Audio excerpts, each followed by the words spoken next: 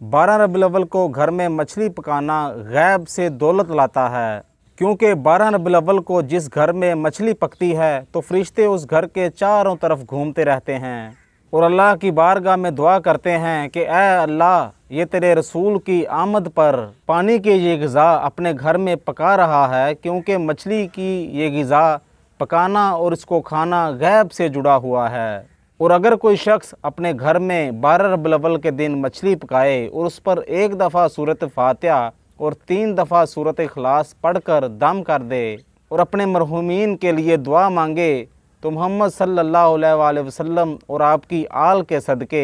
गैब से घर में रिज़्क़ आता है और उनकी तमाम दुआएं पूरी हो जाती हैं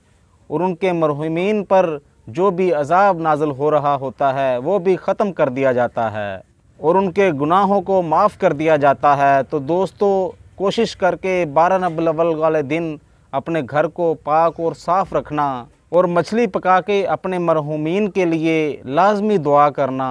और देख लेना 12 रबीउल अव्वल के निस्बत के सदके गैबी अमदाद पूरा साल आपके साथ साथ रहेगी और आपको कभी भी पूरा साल तंगी या तंगदस्ती का सामना नहीं करना पड़ेगा।